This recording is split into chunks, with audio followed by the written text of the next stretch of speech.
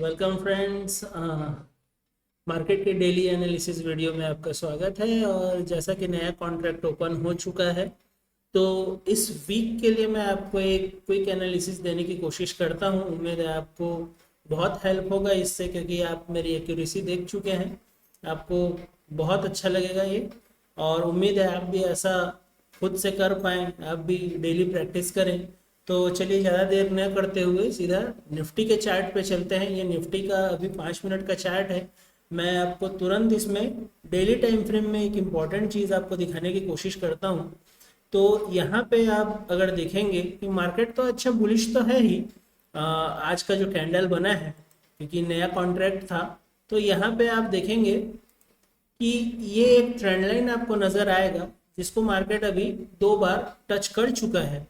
और उम्मीद है कि तीसरी बार टच मार्केट जरूर करेगा, क्योंकि 2 बार टच होने के बाद थर्ड टच एक बार होता जरूर है। तो अगर आप यहाँ पे ध्यान देंगे तो इस ट्रेंड लाइन को आप भी ड्रॉ कर लीजिए अपने चार्ट में, और यहाँ से मार्केट एक हल्का सा पुल बैक ले सकता है। कल के दिन अगर इस ट्रेंड लाइन को टच करता है तो यहाँ पे आपको एक हल्का सा पुल बैक देखने को जरूर मिलेगा। और उसके बाद अपन चलते हैं 1 आवर के टाइम फ्रेम में। आपको अभी एक स्ट्रक्चर शो करता हूँ यहाँ पे।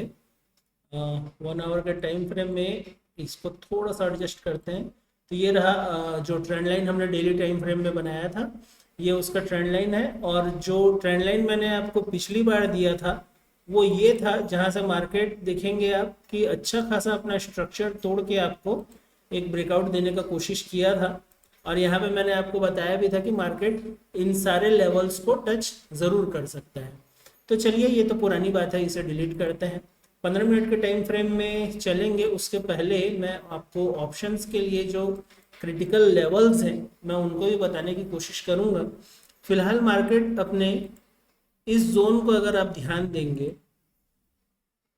ये जो जोन आपको देखने के लिए मिलेगा, इसमें अभी एक मतलब क्या कहना चाहिए कि 1 2 3 4 5 दिन का काउंट करें तो ये आपको 23 तारीख से लेके आज तक 6 मई, ये आज का चार्ट है।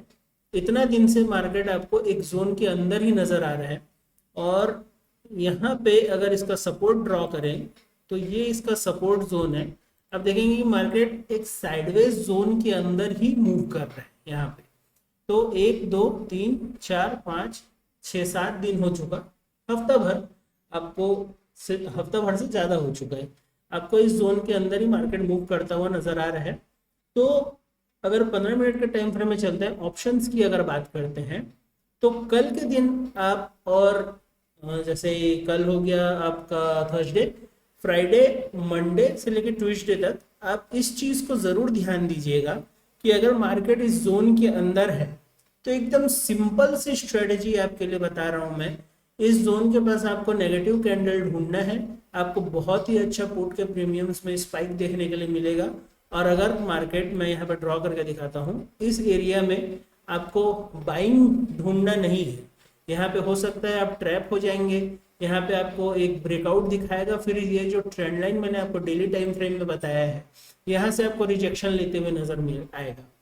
तो आपको बस वेट करना है अपने ट्रेड का। और यहाँ पे अगर आपको नेगेटिव कैंडल मिलता है, मैं इसलिए ऐसा कह रहा हूँ क्योंकि एक व्यू लेके चले। अगर हो सकता है जैसे कि आप, अगर मार्केट ओपन होता है, यहाँ पे बाइंग के लिए व्यू देखते हैं, फिर सेलिंग के लिए व्यू देखते हैं, ऐसा करते हुए आप ज़्यादा से ज़्यादा ट्रेड लेंगे, इससे कुछ होगा नहीं, बस आपका अकाउंट ब्लो होगा। तो उससे अच्छा बात यह है कि आप एक व्यू लेके चले। अगर आपका बाइंग का व्यू है तो वेट कीजिएगा कि इस एरिया में आपको, मैं इसे पहले डिलीट कर दूं। अगर आपका बाइंग का व्यू है तो आप वेट कीजिएगा कि ये जो ट्रेंड लाइन को और ये जो रेजिस्टेंस एरिया को मार्केट अभी जो फेस कर रहा है, इसका आपको प्रॉपर ब्रेकआउट मिलके यहाँ पे मार्केट सस्टेन करता हुआ नजर है, तब आपको अच्छा खासा मूवमेंट यहाँ देखने के लिए मिलेगा। मैं आपके लिए एक अपर जोन भी अगर मैं यहाँ पे मार्क करने की कोशिश करूँ, फर्स्ट तो ये ट्रेंड लाइन आपके लिए देखिए बहुत ज़रूरी होने वाला है। उसके बाद जो अपर जोन रहेगा वो इससे ऊपर मार्क नहीं कर सकते, क्योंकि फिर आपको जबरदस्ती का, मतलब क्या कहना चाहिए, एक होप हो जाएगा कि मार्केट इतना ऊपर मूव करने वाला है। तो उससे अच्छा कि आप एक व्यू लेके चलें। यहाँ पे एक और लेवल है, मैं उसे मार्क नहीं कर रहा हूँ क्योंकि यहाँ एक ट्रेंड लाइन ऑलरेडी यहाँ पे आपको देखने के लिए मिल रहा है। तो अप साइड के लिए एक सिंपल सा व्यू है कि आपको ये जोन देखने के लिए मिल सकता है अगर आपका व्यू अप साइड का है। और मेरे व्यू की अगर बात करें तो मैं यहाँ पे जितना भी अच्छा यहाँ पे कैंडल देखने को मिले, यहाँ पे भी आपको बड़े बड़े बुलिश कैंडल्स देखने के लिए मिलेंगे जो अपने रेजिस्टेंस एरिया से वापस आते हुए नजर आए हैं। तो मैं वेट करूंगा, अगर मेरे व्यू की बात करें तो मैं वेट करूंगा यहाँ पे कि ये फिर से इस रेजिस्टेंस जोन के अंदर है। अगर ये इस रेजिस्टेंस जोन के अंदर आता है, यहाँ पे आपको कोई भी नेगेटिव कैंडल देखने के लिए मिलता है, तो आपको बहुत ही अच्छा पुट के प्रीमियम में स्पाइक देखने के लिए मिलेगा और मार्केट आपको तुरंत 24,100 के लेवल पे वापिस लाके खड़ा कर सकता है। और अगर कुछ न्यूज इम्पैक्ट हुआ तो उसके बारे में तो बोल नहीं सकते कि न्यूज इम्पैक्ट आपको ये सारे लेवल्स तोड़ते हुए भी नजर आएगा। उसके बाद ये अब यहाँ की जितनी भी लिक्विडिटी है, जितने भी सेलर्स का स्टॉप लॉस होगा, उन सबको लेने के बाद, उन सबको ट्रैप करने के बाद फिर से नीचे आ सकता है। तो ये लिक्विडिटी ग्रैबिंग होती है, ये ज़रूर आपने सुना होगा, नहीं भी सुना है अगर तो आप कहीं भी सर्च कर सकते हैं। आपको बहुत अच्छा, मतलब बहुत सारे लोग हैं जो इस बारे में बता रहे हैं, ये आपको देखने के लिए ज़रूर मिलेगा। और अगर आप चाहते हैं कि मैं इसके बारे में वीडियो बनाऊं लिक्विडिटी ग्रैब के बारे में, तो आप कमेंट कर सकते हैं, मैं बनाने की कोशिश ज़रूर करूंगा। तो निफ्टी के व्यू में, ऑप्शंस के व्यू में, ऑप्शंस में यहाँ पे आपको एक नेगेटिव कैंडल आपको अपने हिसाब से ढूंढना है, क्योंकि लाइव मार्केट देखिए आपको एनालिसिस करने वाले कई सारे मिलेंगे, लेकिन असल चीज लाइव मार्केट में कोई आपका हाथ पकड़ के आपको ट्रेड नहीं करवाएगा, वो आपको खुद को करना है। तो आपको वेट यहाँ पे करना है अपने हिसाब से, एक छोटा सा एसएल लेके आपको वेट करना है। यहाँ पे कोई भी नेगेटिव कैंडल क्लोज हो, इस जोन के अंदर है, या यहाँ पे अगर पहुंच के भी कोई नेगेटिव कैंडल बनता है, यहाँ पे ब्रेकआउट देने के बाद अगर ये ब्रेकआउट फेल होता है, तो ये दो व्यू देखिए, एक ये रेजिस्टेंस जोन के अंदर आना, दूसरा ये ट्रेंड लाइन को टच करके अंदर आना।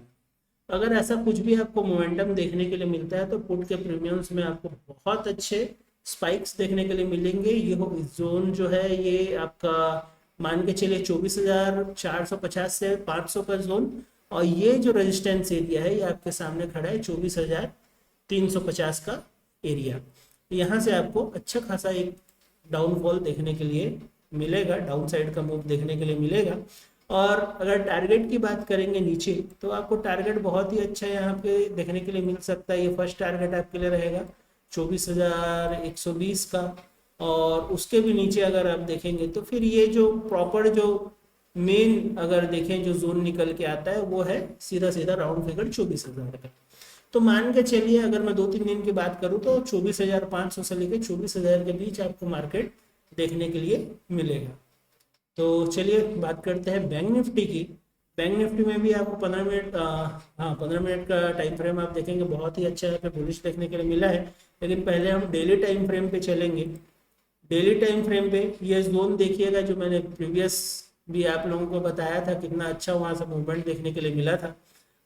उसके बाद के एनालिसिस मैंने ट्रेडिंग व्यू पे किया था, तो ये एक प्रीवियस चार्ट है, मैं इन्हें डिलीट कर देता हूँ, ज़्यादा अच्छा रहेगा।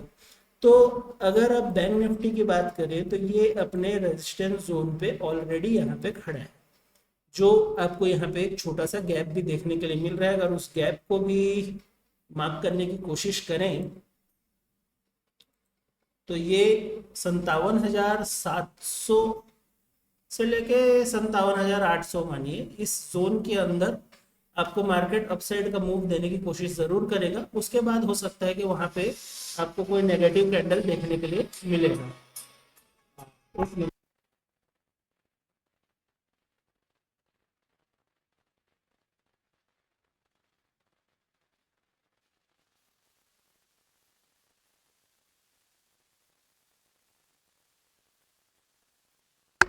तो दोस्तों मेरा वीडियो बिल्कुल रॉ रहता है, मैं एडिट करता नहीं हूँ, इसलिए आपको थोड़ा सा डिस्टरबेंस हो सकता है। तो चलते हैं अब 1 घंटे के टाइम फ्रेम में। आपको यहाँ पे एक ट्रेंड लाइन देखने के लिए मिलेगा जिसे मार्केट बहुत अच्छी तरीके से फॉलो करते हुए आ रहा था और उसका ब्रेकआउट हुआ है यहाँ पे। तो ये वो जोन है जिसका ब्रेकआउट आपको देखने के लिए मिला है। तो अगर अप साइड का यहाँ पे रेंज निकालने की कोशिश करें तो जो क्लियर रेंज अभी दिखाई दे रहा है वो रहेगा 56,500 का, ये एरिया रहने वाला है आपके लिए। और इसलिए ऐसा कह रहा हूँ कि ये जो एक रेंज होने वाला था 56,100 का, ये उसे लगभग लगभग टच कर चुका है। तो अगर आप मेरे व्यू की यहाँ पे बात करें तो मैं फिर से यही कहूँगा कि ऊपर बहुत सारे रेजिस्टेंस एरिया है, तो मैं वेट करूँगा डाउन साइड का। सबका अपना व्यू होता है, आप अप साइड का भी कर सकते हैं। तो मैं 15 मिनट के टाइम फ्रेम में चलता हूँ और सीधे सीधे इनके लेवल्स को देखते हैं ऑप्शंस की ट्रेडिंग के लिए। तो यहाँ पे आपको ये एरिया में ही खड़ा है, 56,200 का जो एरिया है यहीं पे ही मार्केट खड़ा है। तो फर्स्ट तो आप समझें, अगर गिफ्ट निफ्टी की बात करें, अगर गिफ्ट निफ्टी यहाँ देखने की कोशिश करते हैं कि मार्केट कैसा ओपन हो सकता है, तो